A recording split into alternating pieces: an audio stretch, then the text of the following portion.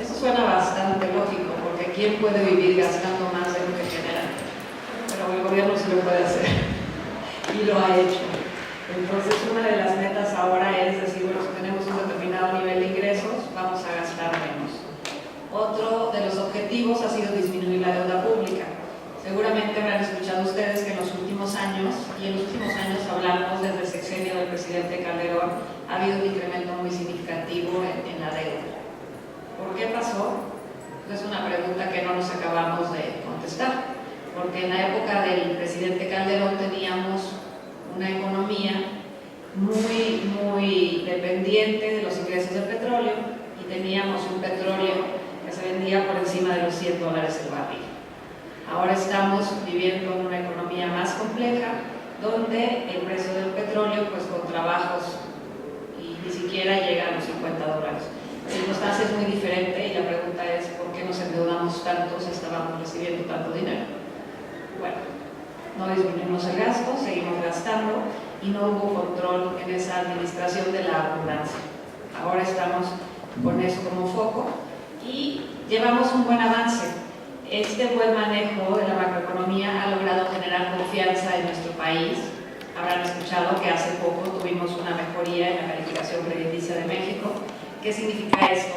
La posibilidad de que si necesitamos financiamiento podamos obtenerlo a un precio más barato.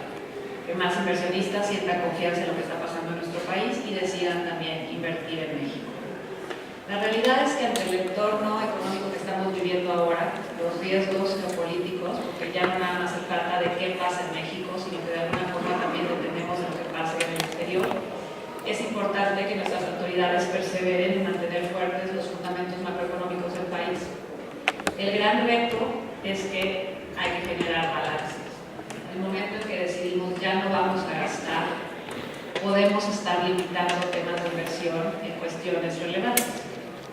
Si una familia con el ingreso que genera no le alcanza más que para comer, pues solo va a comer y probablemente sacrifique la educación de los hijos en función de cubrir el principal reto o la principal necesidad.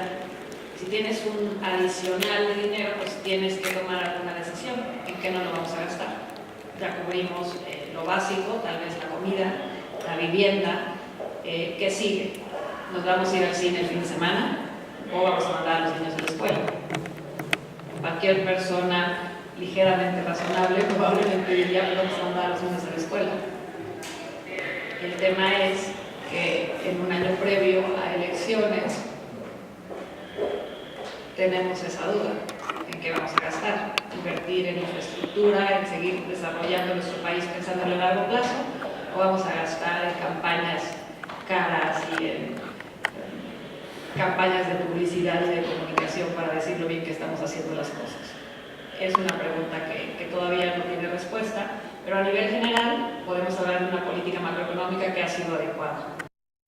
La política monetaria se refiere a una serie de acciones que toma el Banco de México para mantener el poder adquisitivo de nuestro dinero. Está enfocado en un control de la inflación, en un control de precios, y durante los últimos años hemos tenido una política bastante prudente, con mucha influencia de lo que viene sucediendo en Estados Unidos respecto a sus movimientos de tasa de interés y pudiéramos decir exitosa en cuanto a controlar la inflación. Este año pues pasaron temas más allá del control del Banco de México que nos han llevado a un nivel de inflación que está por encima de lo que es su objetivo.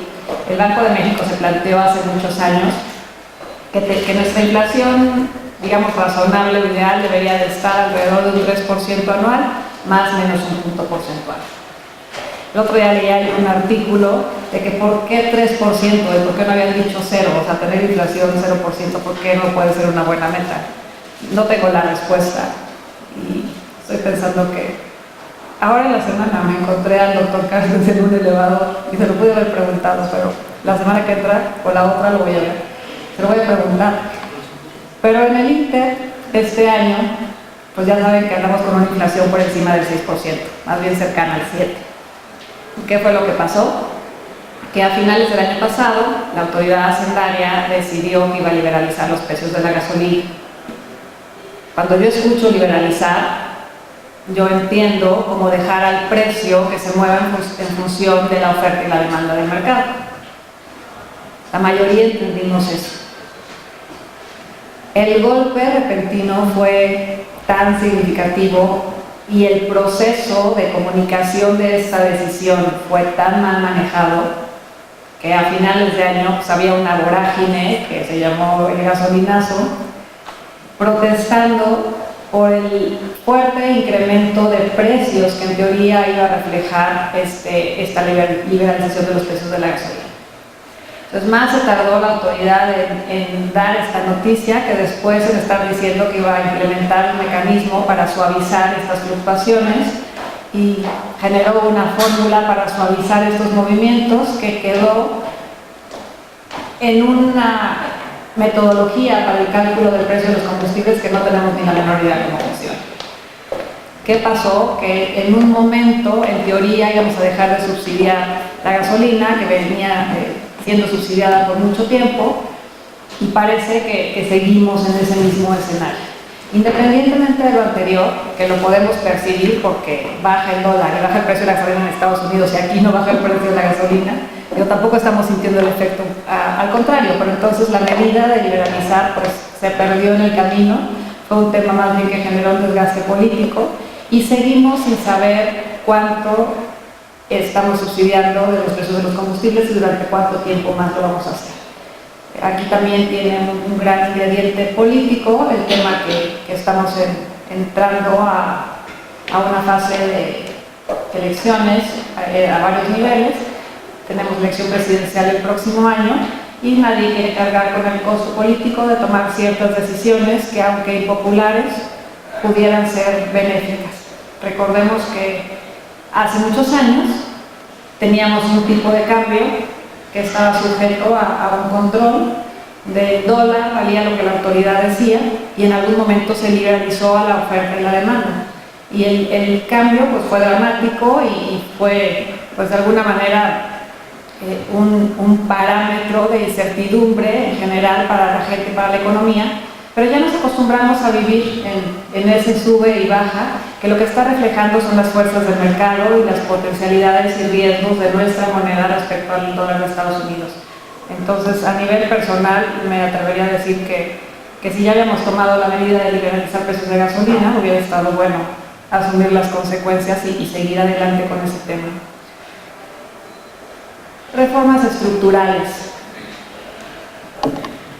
La principal bandera del presidente Peña Nieto, no sé si lo recuerdan, no hace tanto, fue que iba a implementar una serie de reformas estructurales que iban a cambiar el país y que nos iban a hacer crecer por encima del 5 o 6% anual, que era un cambio muy significativo de venir creciendo durante las últimas décadas alrededor del 2 y 3%.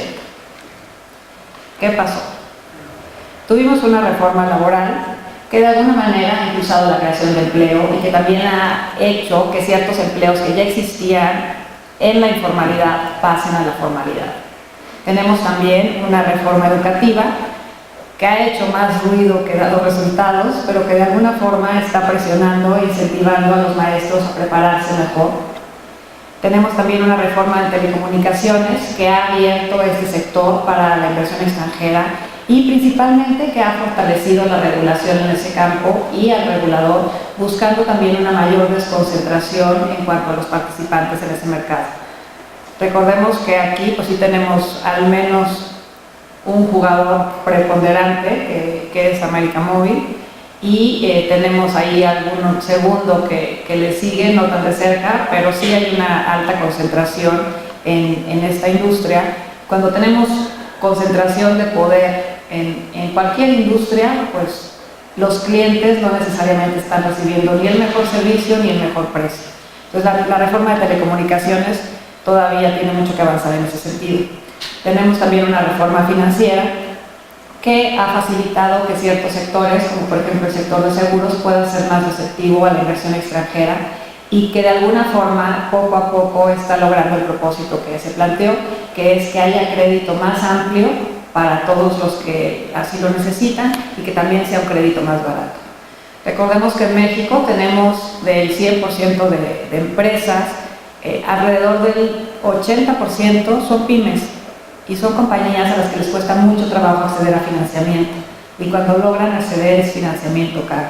Entonces tenemos ahí un gran reto de seguir abriendo ese segmento y poder hacer que estas empresas tengan los fondos necesarios para operar y para crecer.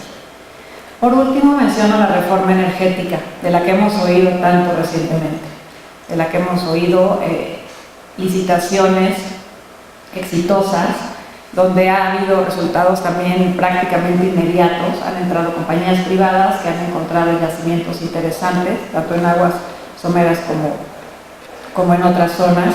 Y aquí lo interesante es que, a pesar de la coyuntura donde el precio del petróleo está pues prácticamente en mínimos, ha habido interés de los inversionistas por entrar en estos procesos. ¿Y eso a qué nos ayuda? Ustedes saben que los proyectos que tienen que ver con extracción de hidrocarburos son proyectos en mediano y largo plazo. No son inversiones que las hagamos este año y el año que entra ya estemos recogiendo los frutos.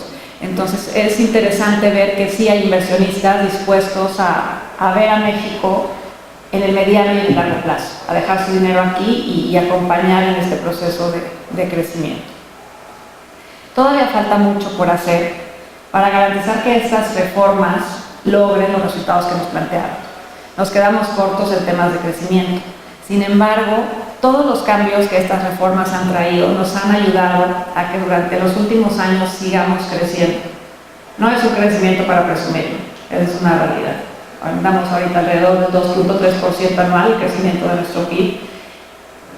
Pero imagínense ustedes si no hubiéramos abierto estos nuevos mercados, si no hubiéramos hecho estos ajustes, en dónde estaríamos con un precio de petróleo debajo de los $50.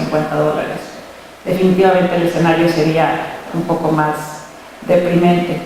Pero lo importante es que estas reformas ya están trayendo cambios en México y que todavía tenemos un reto de implementarlas al 100%.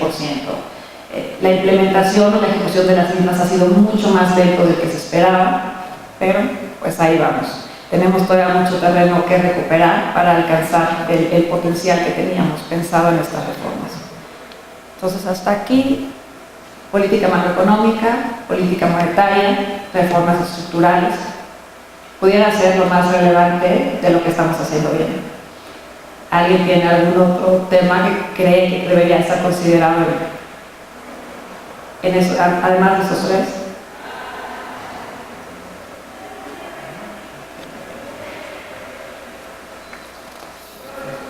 En cuanto a retos, usualmente, cuando hablamos de nuestro país, solemos ser bastante críticos y probablemente la lista de lo que estamos haciendo bien siempre es más corta de la lista de lo que estamos haciendo mal o donde tenemos más oportunidades. Y no está mal. Hay que ser críticos, hay que reconocer donde nos falta trabajar, hay que reconocer nuestras carencias y simultáneamente tener una propuesta de qué vamos a hacer para resolverlo, porque si no, entonces la crítica no sirve de nada. Para enfrentar con éxito algunos de los desafíos que México tiene, necesitamos continuar con las reformas. O sea, las reformas que tenemos, que comentaba hace un momento, no están implementadas en la profundidad en la que fueron planteadas, pero necesitamos seguir implementando reformas. Algunas de las que desde el IMEF hemos estado impulsando con la autoridad es hacer una reforma fiscal de fondo. La reforma fiscal se quedó corta. De alguna manera la autoridad está logrando superar los ritmos de recaudación, pero más tiene que ver con procesos de mayor fiscalización, auditorías en todos lados, poner un poco de miedo en las empresas y en los individuos de las consecuencias de no reportar ingresos y pagar impuestos de manera oportuna, pero ha tenido más que ver con eso que con una ampliación de la base de contribuyentes. Los que somos contribuyentes cautivos, cada vez estamos pagando más, cada vez tenemos menos opciones de deducir gastos y la carga se sigue concentrando en unos pocos. Otro de los temas que necesitamos fortalecer dentro de las reformas es el Estado de Derecho y la lucha contra la desigualdad y la informalidad, que tiene mucho que ver con la reforma fiscal.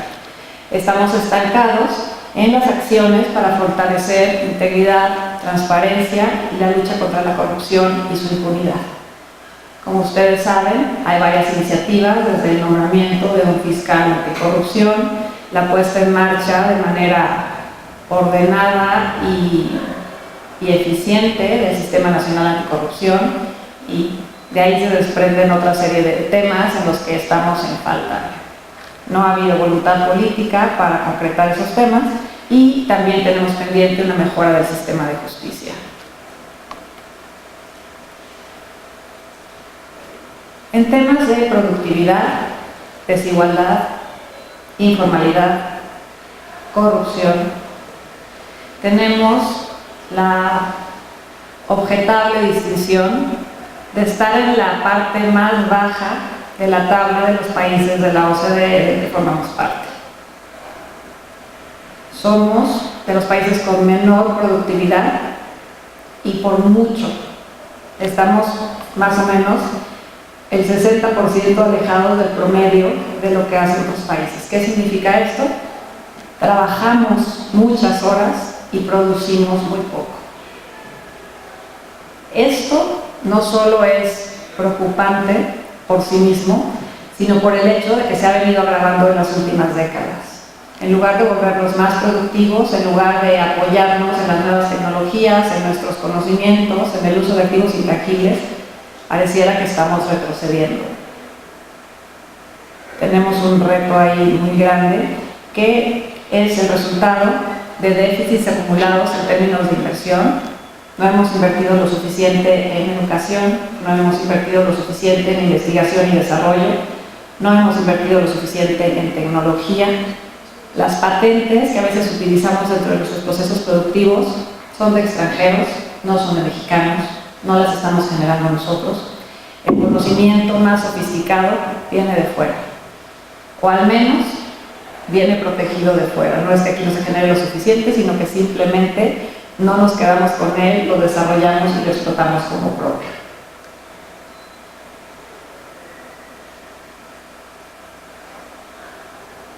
Tal vez resultaría normal escuchar que el gobierno no está invirtiendo lo suficiente en todos estos temas, pero es una realidad que las empresas tampoco invierten lo suficiente en todos estos asuntos.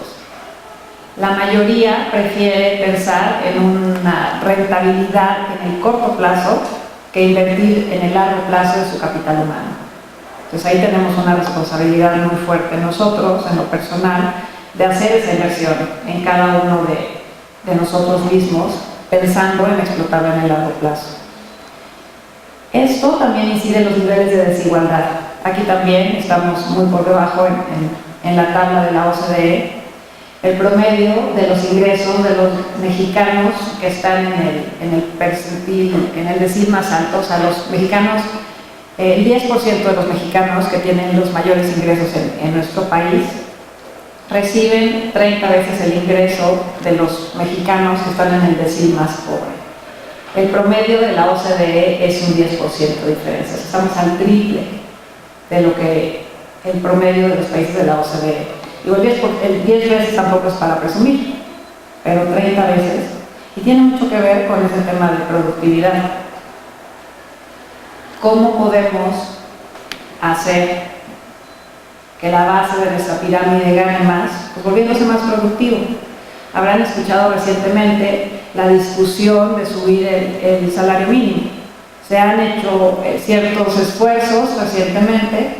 Hay una presión muy fuerte por parte de Canadá y Estados Unidos, ahora que estamos en el proceso de renegociación de nuestro Tratado de Libre Comercio, pues prácticamente de equiparar los sueldos de México contra los Estados Unidos y Canadá.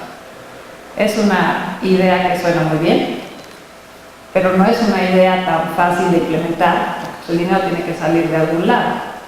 Y uno de los temas, no es el único, probablemente tampoco el más relevante, pero tiene que ver con qué tan productivos somos.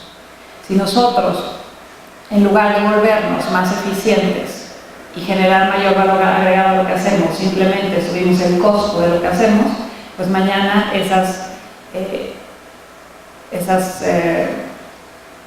espacios laborales o esos empleos se van a ir a otro lugar donde sea más barato.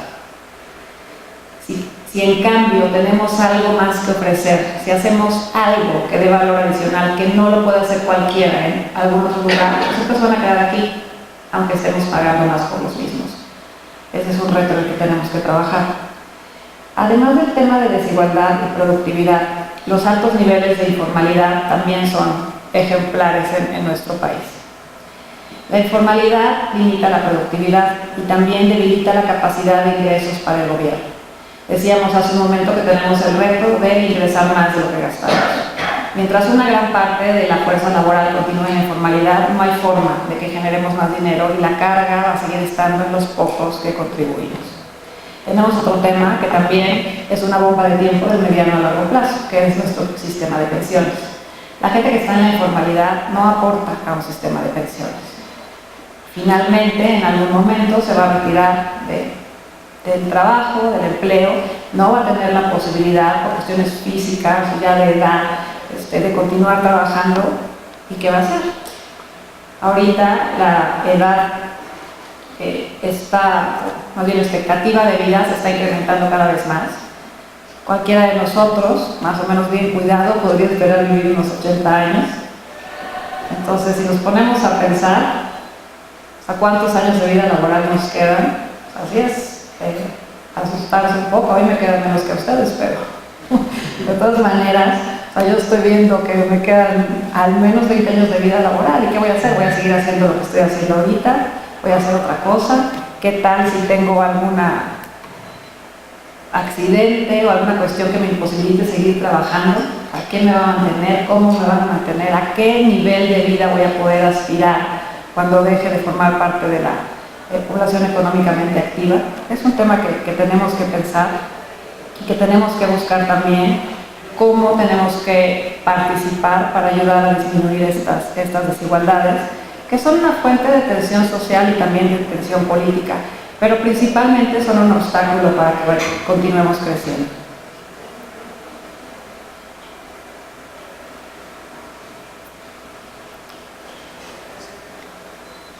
La corrupción es un tema complicado de tratar, porque aquí también somos muy críticos de lo que sucede en el gobierno y poco críticos de lo que nosotros aportamos a este problema como sociedad civil.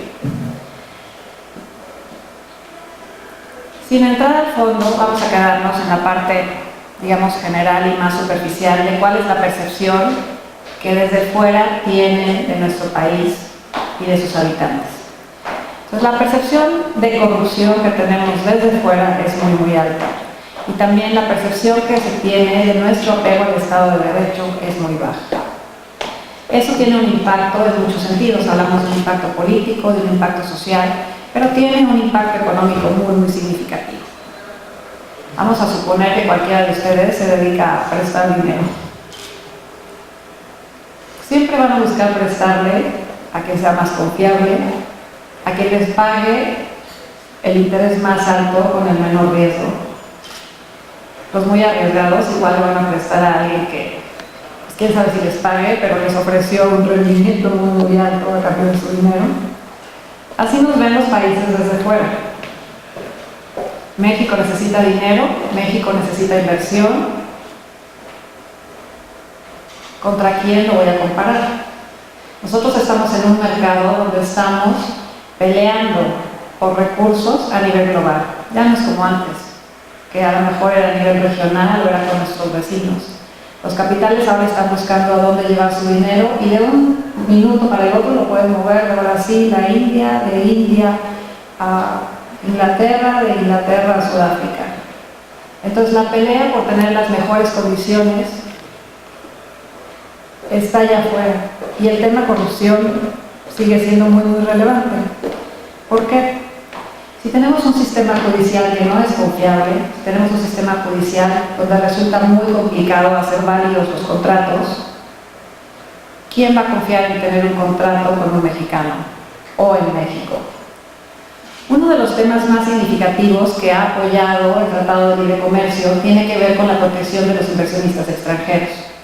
Dentro de sus cláusulas hay mecanismos muy específicos de cómo dirimir controversias y a qué están sujetas estas inversiones en función de protección. Si por alguna razón el Tratado de Libre Comercio llegara a desaparecer, ya sea que no se llegue a un acuerdo en su renegociación y se suspenda parcial o totalmente, vamos a tener ahí un hueco, porque ya no va a haber esos mecanismos para los inversionistas para proteger sus inversiones. ¿Qué va a pasar? Que alguien, por venir a México, nos va a requerir rendimientos más altos. De alguna forma es financiarnos con dinero más caro. Entonces tenemos un reto para lograr un Estado de Derecho que impida el buen que promueva el buen funcionamiento de los contratos, que promueva procedimientos de quiebra que sean transparentes, que sean eficientes y rápidos, y que de alguna manera impulse la posibilidad de tener empresas más grandes y que estén creciendo en nuestro país y que haya mayor inversión. Sin embargo, no todo es reto en cuestión de los tratados de libre comercio. México es el país que más tratados tiene en el mundo, tiene alrededor de 44 tratados con otros tantos países, y eso representa un acceso al 60% del PIB global sin pagar aranceles. Eso es una gran ventaja que no la hemos explotado. ¿Por qué no la hemos explotado? Pues porque somos vecinos del mercado más grande del mundo y nos consume el 80% de lo que producimos para exportación. Entonces es muy cómodo, pues, nada más tratar con el vecino y no ir a dar la vuelta a toda la cuadra a ver quién más nos puede generar negocio. El tema es que ahora nos vamos a ver obligados a salir a ver quién más nos puede ofrecer negocio, y es una buena oportunidad de buscar desarrollar nuestra competitividad, nuestra productividad y ver cómo sí podemos competir a nivel global.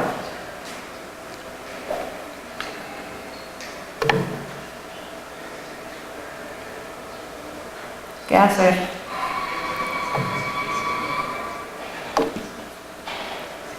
Hay 4 cosas que son muy relevantes y que yo quisiera planteárselas dentro de un escenario que probablemente se aprecie difícil desde donde ustedes se encuentran.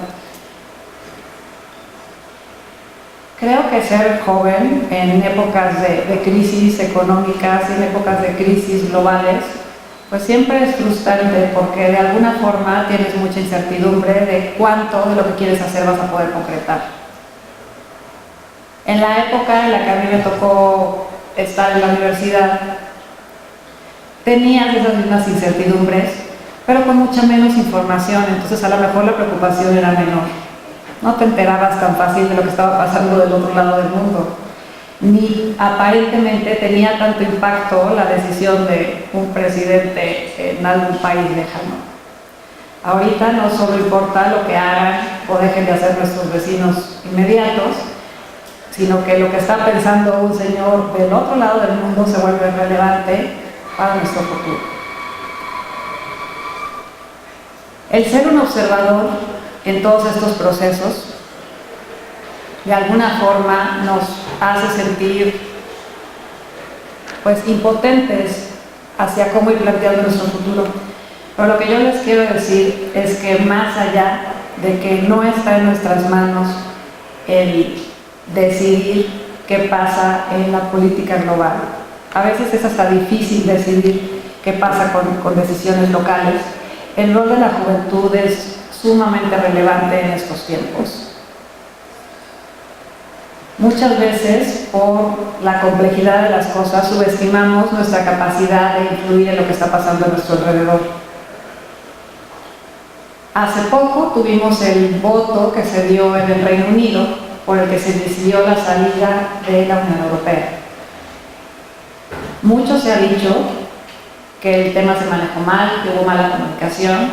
Mucho se ha dicho también que los millennials no hicieron su trabajo y no fueron a votar. La realidad es que, viendo los números, los millennials salieron a votar en un porcentaje bastante significativo, por encima del 65%, que es mucho comparado con otro tipo de elecciones, inclusive con elecciones en otros países. Pero ¿qué sucedió? Los de más de 65 años salieron a votar en un 90%. Entonces el futuro de los jóvenes lo decidieron los viejos. Entonces, muchas veces no es suficiente con participar un poquito. No es suficiente con comunicarnos a través de redes sociales y criticar sin tomar manos a la obra y sin ejecutar directamente. Los jóvenes tienen una gran responsabilidad, pero también tienen una oportunidad que no tuvieron y no tuvimos jóvenes de otra generación. Entonces, mis recomendaciones aquí son 4. Una, aprender tanto como les sea posible. Esto es algo que no se acaba, es permanente. El principal rol de la gente joven, de ustedes, es lo que están haciendo, acceder a la mejor educación que esté en sus manos, convertirse en buenos ciudadanos, adquirir habilidades para hacer el trabajo que requiere la economía del país. ¿Cuántos de los que están aquí acostumbran leer algún libro que no tenga nada que ver con lo que están viendo en la escuela? Con muchos. Espero que sea cierto. Porque leer es la forma más adecuada para aprender. Las habilidades para hacer los trabajos que se necesitan es leer, entender lo que se lee, razonarlo. Hay que escribir, hay que analizar y hay que discutir los tópicos a los que se enfrenta el país. Además de leer, la mejor manera de aprender es escuchar. Hay que escuchar y hay que preguntar. No se queden con la duda. No hay pregunta tonta. La mejor manera de aprender es estar listos para escuchar lo que los demás tienen que decir y aprender de ellos. Hay que mantener una mente abierta y, sobre todo, hay que estar dispuesto a compartir lo que se sabe. Los que están en el área de la investigación saben que la forma de que los progresos científicos se den es compartiendo la información.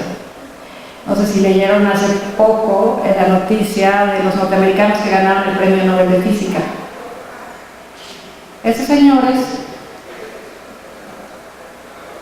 comprobaron la existencia de las ondas gravitacionales a través de un proceso que les permitió detectar una onda que se generó, ya no sé si tengo la cifra correcta, pero algo así como hace 13 millones de años. Una cosa imposible de imaginar. Lo que me pareció más interesante es que Einstein había predicho este efecto. Einstein, para los que no estén tan familiarizados con su vida, se especializaba en generar teorías y luego decía que alguien más la pruebe. O sea, así es como funciona el universo, o así es como funciona esto. Yo no me voy a meter a las matemáticas, que alguien más lo compruebe. Muchas de sus teorías así fueron, algunas las comprobó, muchas no, y muchas se han ido comprobando a lo largo de los años, pero por trabajo que ha hecho gente que ha continuado con ese proceso de pensamiento. Entonces, 50 años después de que se inició este método de empezar a buscar dónde captaban alguna de estas ondas gravitacionales, casi 100 años después de que Einstein planteó la teoría, esos señores las encuentran. Y Einstein había dicho, o sea, esta es la teoría, yo creo que esta en particular nadie la va a poder comprobar, porque cuando estas ondas llegan acá son tan pequeñas y tan, va a ser imposible que las capten. Y lo hicimos. ¿Por qué les cuento esto? Porque a final de cuentas el conocimiento es la suma de lo que generaron otros que estuvieron antes que nosotros. Si no compartimos lo que sabemos, si no aprendemos lo que la gente más grande y con más experiencia ya hizo, ya vivió, ya experimentó, nosotros vamos a estar empezando de cero cada vez. Entonces hay que retomar donde se quedaron los que vinieron antes de nosotros. Y nosotros tenemos una responsabilidad de dejar lo que nosotros sabemos y lo que hicimos y nuestra experiencia a los que siguen, para que haya una evolución no solo del conocimiento, sino de la experiencia humana. Otra recomendación o una invitación es que trabajen para alcanzar sus metas. Pero lo importante es no dejar que esas metas los limiten. En mi caso, pues yo quería ser ingeniero civil, porque me gustaban mucho las matemáticas. Hasta ahí era mi alcance cuando decidí lo que quería estudiar. Nunca me imaginé viviendo en la Ciudad de México. Por supuesto, nunca me imaginé evaluando activos intangibles, que hace muchos años, es más, no hace tantos años, ni siquiera sabía lo que eran. Tampoco me imaginé dirigiendo la organización o presidiendo la organización que ahora presido, una organización de financieros. Y pienso que si yo me hubiera puesto metas muy específicas, pues mis metas hubieran resultado más cortas que mi realidad. Entonces hay que tener metas, hay que saber a dónde vamos, pero esas metas no deben limitarnos hacia dónde van. El trabajar, pues es parte de la ecuación, ahí sí no hay vuelta de hoja. Para alcanzar las metas hay que trabajar por ellas, hay que hacer todo lo que esté a nuestro alcance, hay que ser dedicados, hay que ser perseverantes, hay que ser comprometidos a tener éxito en cualquier cosa que nos propongamos. Aquí es importante que definamos por nosotros mismos a qué llamamos éxito. El éxito para nosotros puede no ser el éxito para el que está sentado junto a nosotros. Aquí también quiero compartirles, pues puede ser un ejemplo, pero yo tuve un maestro en la facultad que presumía, y era para presumir, que él era la tercera generación de ingenieros civiles de su familia. Les estoy diciendo, esto fue hace, no sé, 30 años, y el señor ya estaba grande, yo lo veía viejito. Entonces imagínense, 3 generaciones de ingenieros civiles, pues los primeros fueron ingenieros civiles a principios del siglo pasado. No es poca cosa. Y yo pensaba, pues en mi casa, yo soy la primera que tiene una educación universitaria. Para mí, esa es de alguna forma la medida de éxito de mis padres. Yo tengo 3 hermanos, somos 4 hijos, todos pudimos hacer una educación universitaria. Mis padres, ninguno de los dos siquiera terminó la secundaria. Entonces, ¿cómo medimos éxito? Por estar frente a los reflectores, porque la gente conozca nuestro nombre, o simplemente porque hemos hecho mucho más de lo que se esperaba con los recursos que se nos dieron. ¿Qué tiene más mérito? ¿Empezar de 0 y llegar a 10? ¿O empezar de 1000 y llegar a 1001? Es algo que cada quien lo tiene que definir, y es algo que cada quien lo tiene que vivir. Lo que sea el éxito para ustedes, también es importante que en el camino construyan su marca. ¿A qué le llamo construir tu marca? ¿Cómo quieres que te vean los demás? ¿Cómo quieres percibirte tú? ¿Y cómo quieres impactar el ambiente que te rodea? Eso es algo que también no te lo van a decir en la escuela. Probablemente tu familia te puede ayudar a generar un marco de referencia, pero tal vez no. Esas son decisiones individuales, personalizadas. ¿Cómo definimos nuestro éxito? ¿Cómo queremos vernos a nosotros mismos? Y que estamos dispuestos también a dar a cambio. La flexibilidad entra dentro de todo este paquete. No solo hay que abrazar el cambio, hay que ser artífice del cambio. Klaus Schwab, fundador y director ejecutivo del World Economic Forum, dice que en el nuevo mundo no es el pez más grande el que se come al chico, sino que es el pez rápido el que se come al lento. Ustedes mejor que yo saben que los cambios tecnológicos, principalmente, son tan rápidos que antes de que podamos entender una nueva tecnología o aprender a manejar los artefactos de esta tecnología, ya sale una nueva, ya estamos obsoletos. Por ello no hay que tener miedo a probar nuevas cosas. Hay que aceptar el cambio, hay que ser artífices del cambio, sobre todo en aquellas cosas que no caminan con suficiente rapidez. Hablábamos de la economía en México, hablamos de venir creciendo a tasas mediocres durante prácticamente más de 4 décadas. No estamos cambiando con suficiente rapidez. En lugar de volvernos más productivos, nos estamos volviendo menos productivos. No estamos cambiando con la suficiente rapidez. El acceso a las oportunidades sigue concentrada en las grandes ciudades y sigue concentrada la gente con mayores recursos económicos. La inclusión, la equidad de género sigue a paso de tortuga. En los últimos años no se ha incrementado el número de mujeres participando en posiciones de liderazgo, ni se ha incrementado el número de mujeres que se integra a la fuerza laboral y que tiene las mismas oportunidades que los hombres. Tenemos que empujar esos cambios. Por último, y creo que es lo más relevante, pues se me acabó el tiempo, hay que participar. Hay que comprender el poder que ustedes tienen, que tenemos cada uno de nosotros, de incidir y de transformar. Hay un libro que se llama Homo Deus, no sé si alguno de ustedes lo haya leído o lo haya visto por ahí mencionado. Es un libro reciente, creo que se tradujo al español este año, se publicó el año anterior. Su autor es Noah Harari y se lo recomiendo mucho porque habla de la evolución del ser humano y de la evolución de las formas de interacción y de influir en nuestro mundo. Y él dice que una de las principales razones por las que la raza humana evolucionó por encima de todos los animales tiene que ver con nuestra capacidad de organizarnos.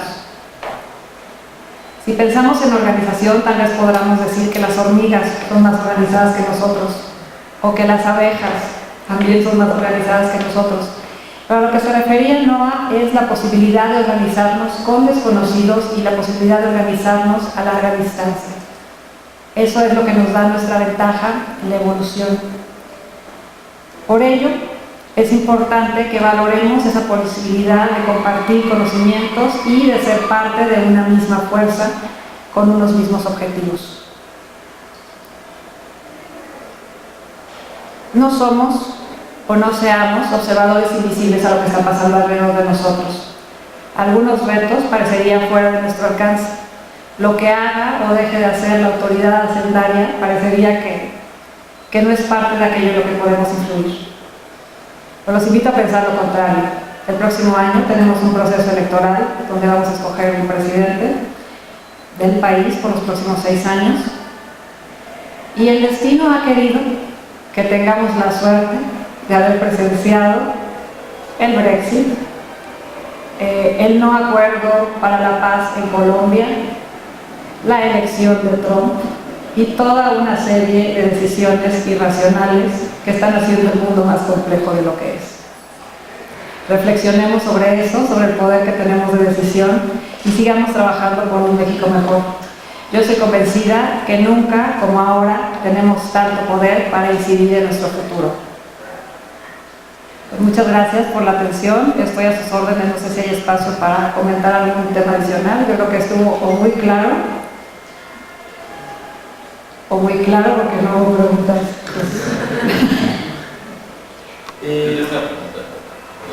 Vamos acá y luego allá. El tema de inversión por parte de las empresas. A últimas fechas se ha visto que la rotación de los empleados ha sido mayor, más alta, y de hecho es más que nada por las generaciones que van entrando. A su opinión, ¿cree que se deba a esto que tampoco, las empresas tampoco quieren invertir en la educación de sus empleados? Sí creo que hay un problema en cuanto a inversión en capital humano y en talento, pero también una justificación puede ser la presión tan fuerte que hay por generar mayores utilidades y por crecer de manera instantánea prácticamente. Y tiene que ver con una posición, pues, un poco de avaricia o de una ambición desmedida. Definitivamente, la posibilidad que tiene ahora la fuerza laboral de movilizarse y de tomar decisiones es una posibilidad que no existía antes. Eso incide. Pero desde mi experiencia personal, yo sí veo también poco compromiso de las empresas a invertir en sus empleados, que puede ser también relacionado con a veces la percepción que hay de poca lealtad de los empleados. Entonces creo que es un círculo vicioso que no está ayudando, o sea, no es benéfico ni para el empleado ni para la empresa. El no permanecer en un lugar el suficiente tiempo y especializarse hace que te vuelvas un generalista, y un generalista no compite o no tiene una ventaja competitiva lo suficientemente sólida para sobresalir sobre el resto de la masa. Entonces creo que es un perder-perder y espero que en algún momento se dé la vuelta, o sea, que en algún momento alguien empiece a hacer la cuenta y monetizar el tema de alta rotación y de una capacitación insuficiente. Pues justo íbamos con relación a mi pregunta ya. Si para las empresas ahora que se tocó fue también una conciencia cultural, social y las afectaciones que tiene la política. Pero las empresas como tal tienen esa conciencia o avisos de implementaciones para crear diferente tipo de mentalidad en nosotros los mexicanos para utilizar lo que estamos haciendo bien, como lo marcó al principio, a nuestro favor. O sea, ¿existe esa parte de las empresas ahora o todavía falta? Primero, yo creo que no hay que generalizar. Cada empresa tiene su misión y su visión y depende mucho de quién las administre. Una realidad en México es que la mayoría de las empresas son pymes y la mayoría de las empresas son empresas familiares. Entonces, ¿qué sucede cuando tenemos empresas que no son institucionales, que no tienen prácticas de gobierno corporativo bien establecidas, que no tienen consejeros independientes? Independientemente de qué tan formal o informal sea el funcionamiento de un consejo de administración, que las decisiones dependen de una sola persona. Y por más buenas intenciones que esa persona tenga, pues en algunos momentos se equivocará. Entonces aquí lo ideal es tener una institucionalización más amplia, empresas donde se cuente con la opinión de varias personas, que se ponderen varios puntos de vista y eso puede ayudar a que haya un mejor funcionamiento de la empresa. Pero hablando específicamente de si va a haber un cambio por las empresas o va a haber un cambio por el gobierno, yo estoy convencida que el cambio empieza en lo individual. O sea, puedes estar en un lugar donde no tengas los mejores incentivos o motivadores para hacer las cosas de cierta forma, pero si cada uno está convencido de que haciendo lo mejor, de que preparándose, de que siendo considerado hacia los demás es su forma de éxito, por así decirlo, o sea, no quisiera pensar en dónde podríamos estar si todos lo aplicáramos en el día a día.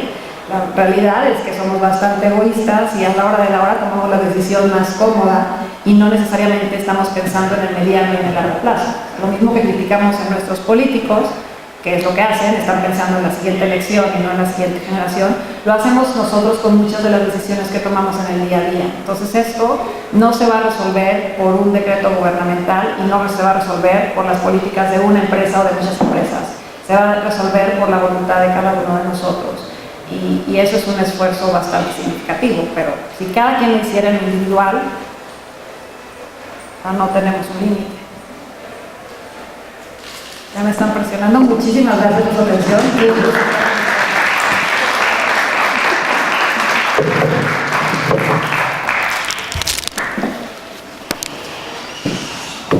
Agradecemos la participación de Adriana Berrocal en el cuarto Congreso de Finanzas y por parte del INEF Universitario, Facultad de Ciencias, le hacemos entrega de este reconocimiento.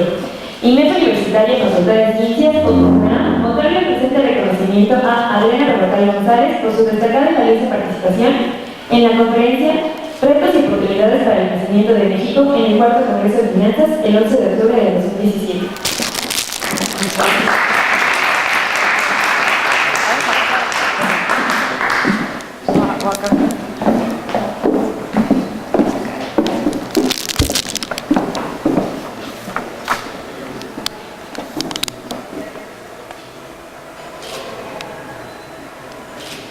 Muchas gracias. Muchas gracias.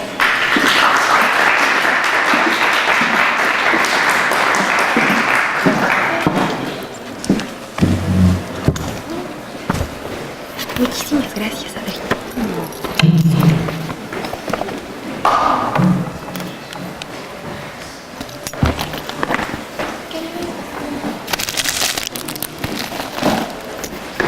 Así que aquí son los que queríamos empezar puntual, pero con eso del sindicato de 2 a 4 es hora de comida. Sí, ya empezamos medio. Sí, porque tú llegaste muy pronto. Y aquí fue donde... Ay, ¿por qué no lo puedes poner? ¿Ahí las casas?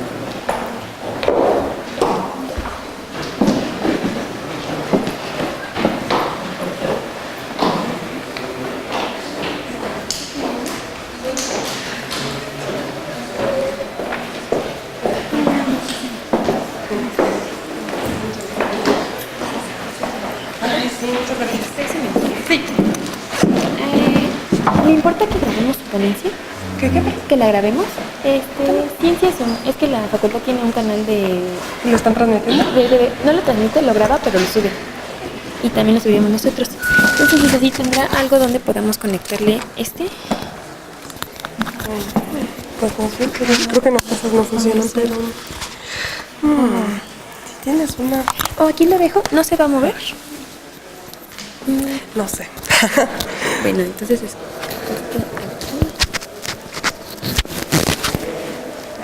Déjame, voy a apagarla en lo que desconecta su bombilla.